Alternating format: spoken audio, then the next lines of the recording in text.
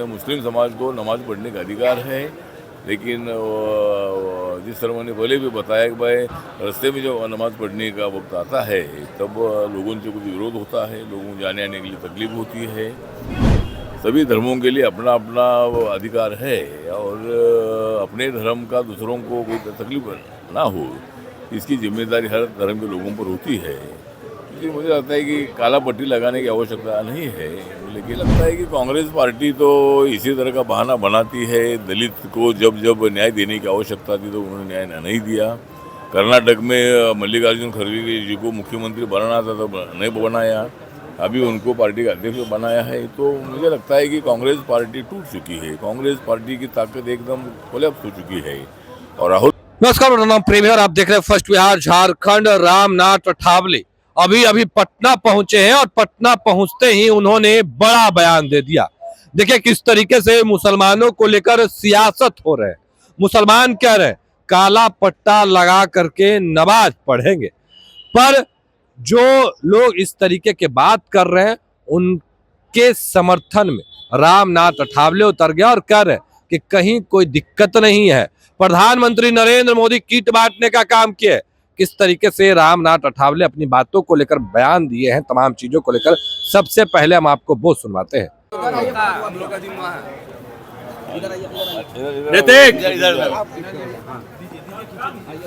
आप लोग पीछे रहिए ना, आप लोग थोड़ा पीछे रहिए, थोड़ा पीछे कराइए, आप लोग बोले रहिए, आप लोग पीछे रहिए ना, आप लोग पीछे रहिए। नहीं सर, उत्तर प्रदेश में सड़क पे नमाज पढ़ने के लिए मना कर दिया गया है। मुझे लगता है कि यहाँ जो मुस्लिम कम्युनिटी है उनको नमाज पढ़ने का अधिकार है।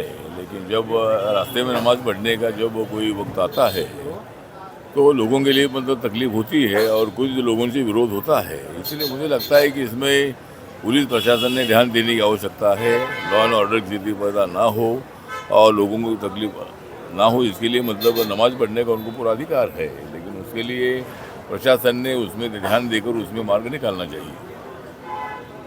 आज नमाज अदा होगी, लेकिन ऑल इंडिया मुस्लिम संगठन ने काला पट्टी लगा के कहा गया है कि काला पट्टी लगा के आप लोग नमाज अदा करें, विरोध में काला पट्टी लगा करके नमाज अदा करें। हाँ, मुझे लगता है कि काला पट्टी लगाने की आवश्यकता नहीं है। यहाँ अपना भारत देश सभी धर्म के लोगों का देश है। हिंदू हो, मुस्लिम हो, बुद्धिस्ट हो, सिख हो, ईसाई हो, जैन हो, सभी धर्मों के लिए अपना अपना अधिकार है और अपने धर्म का दूसरों को कोई तकलीफ ना हो, इसकी जिम्मेदारी हर धर्म के लोगों पर होती है। इसलिए मुझे लगता है कि काला पट्टी लगाने की आवश्यकता नहीं है।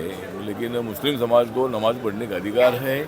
लेकिन जिस तरह मैंने पहले भी बताया कि भाई रास्ते में जब नमाज पढ़ने का वक्त आता है तब लोगों से कुछ विरोध होता है, लोगों को जाने आने के लिए तकलीफ होती है।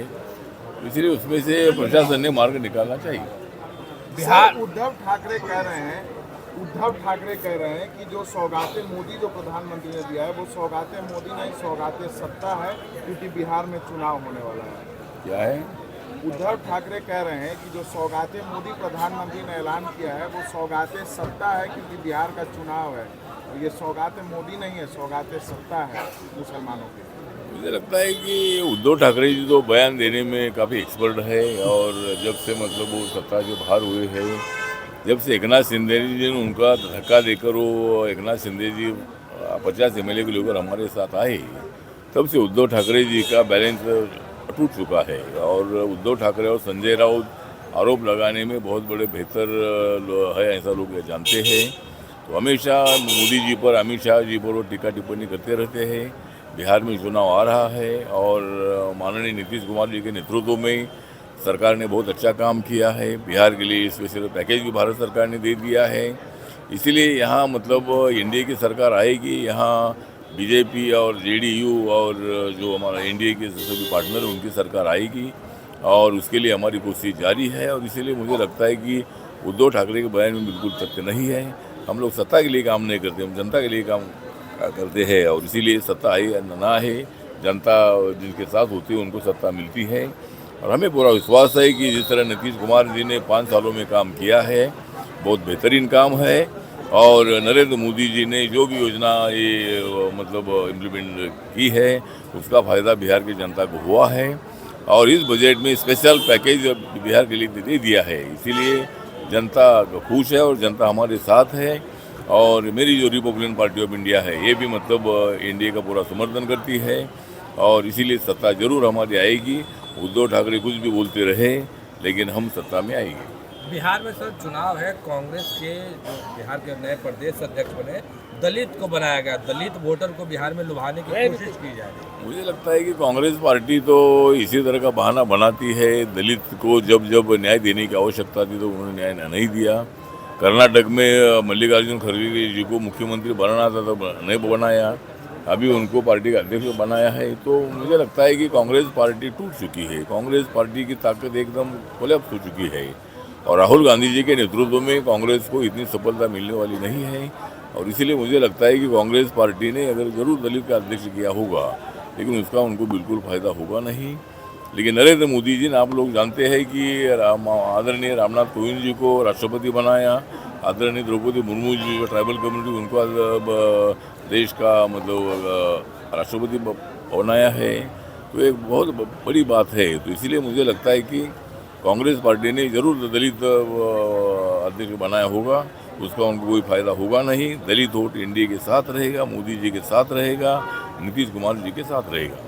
साहब बिल को लेकर संशोधन बिल को लेकर के विरोध हो रहा था, लालू प्रसाद यादव भी शामिल हुए थे, तेजस्वी यादव भी शामिल हुए थे, लेकिन जीतन राम मांझी केंद्रीय मंत्री ने कहा है कि जो लोग वक्फ बोर्ड का जो है संशोधन का विरोध कर रहे हैं वो कठमुल्ले हैं। मुझे लगता है कि वक्फ बोर्ड का विरोध करना इसका मतलब गरीब मुसलमानों का विरोध करना है। भारत सरकार ने जो ये बिल लाया है ये बिल आम जो मुसलमान है, गरीब मुसलमान है, उनके फायदे के लिए मतलब ये बिल है, ये मुसलमान के खिलाफ नहीं है। कुछ लोगों के हाथ में ये मतलब वक्फ बोर्ड का पूरा प्रॉपर्टी है और उसका फ़ायदा गरीब मुसलमानों को होता नहीं है, इसीलिए ये बिल लाया गया है। और इसीलिए मुझे लगता है कि जो जिस तरह कांग्रेस पार्टी और आरजेडी इसका विरोध कर रही है तो उस विरोध में बिल्कुल तथ्य नहीं है। हम मुसलमान के खिलाफ नहीं हैं, हम मुसलमान को सपोर्ट करते हैं। माननीय नरेंद्र मोदी जी ने मुसलमानों के प्रोग्राम में जाकर उन्होंने मतलब उनको पूरा सपोर्ट करने का वादा किया है। अभी भी जो गरीब मुसलमान है, जो रमज़ान चल रहा है, इस रमज़ान में हज़ारों मुसलमानों को मतलब जो कि किट है वो बांटने का भी निर्णय सरकार ने लिया है। और इसीलिए मुझे लगता है कि हम मुसलमानों के खिलाफ नहीं है और वक्फ बोर्ड का जो बिल है ये बिल आम मुसलमानों के फायदे का है। सर आप कह रहे हैं मुसलमानों के खिलाफ नहीं, एक सवाल